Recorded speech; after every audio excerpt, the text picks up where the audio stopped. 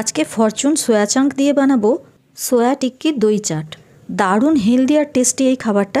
চলো কিভাবে বানাচ্ছি দেখে। আমার কিচেনে কিন্তু সবসময় ফরচুন কাচ্চিঘানি মাস্টার্ড অয়েল আর ফরচুন সয়াবিন অয়েলই ইউজ করা হয়। ফরচুনের সোয়া চাঙ্কে আছে প্রোটিন, ফাইবার, এছাড়াও অনেক নিউট্রিয়েন্টস। আর এটা কিন্তু সম্পূর্ণ ভেগান।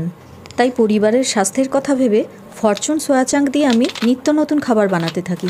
জল ফুটে উঠলে জলের মধ্যে সোয়া চাঙ্ক দিয়ে দিলাম 1 প্যাকেট, আর দিয়ে দিলাম ছোটো কাপের 1 কাপ ছোলার ডাল ভেজানো।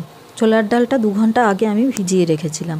অল্প লবণ দিয়ে একটা ঢাকা দিয়ে 10 থেকে 12 মিনিট মতো রান্না করে নেব, যতক্ষণ না ডাল আর সোয়া চাঙ্ক দুটোই নরম হয়ে যায়। 10 মিনিট পরে ঢাকা সরিয়ে চেক করে নেব।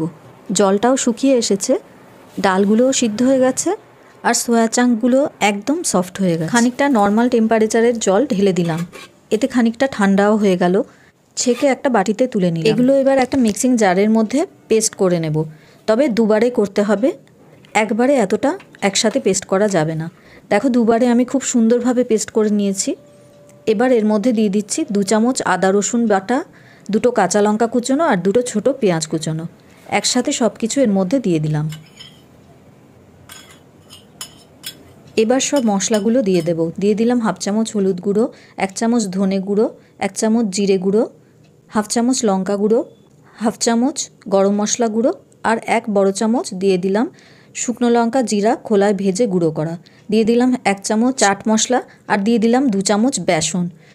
2 চামচ দিয়ে দিলাম কর্নফ্লেক্স গুঁড়ো, আর 1 চামচ ঘি দিয়ে স্বাদ মতো লবণ দিয়ে অল্প একটু চিনি দিয়ে ভালো করে হাতে মেখে নেব।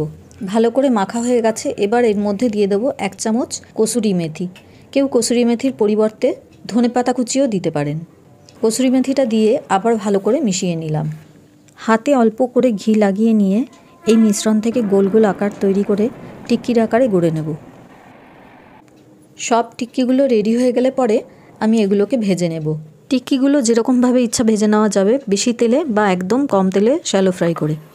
কর্নফ্লেক্স গুঁড়ো লাগিয়ে টিক্কিগুলোকে ভালো করে ভেজে নেব 2 পাশটা। কর্নফ্লেক্সের জন্য ভাজার পর ক্রিস্পি হয়ে যাবে।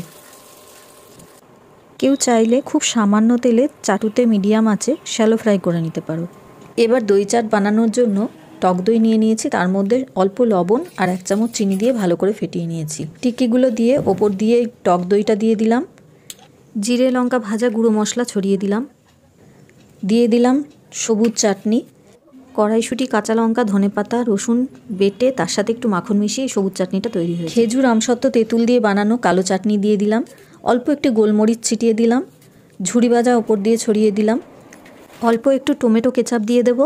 ওপর দিয়ে একটু বেদানা বা আনারদানা ছড়িয়ে দিলেই তৈরি হয়ে যাবে সোয়া টিক্কি দই চাট। ফরচুন স্বাস্থ্য আর স্বাদ দুটোরই খেয়াল রাখে। খেতেও কিন্তু অসাধারণ হয়েছে। আপনারাও বাড়িতে বানিয়ে অবশ্যই খেয়ে দেখবেন।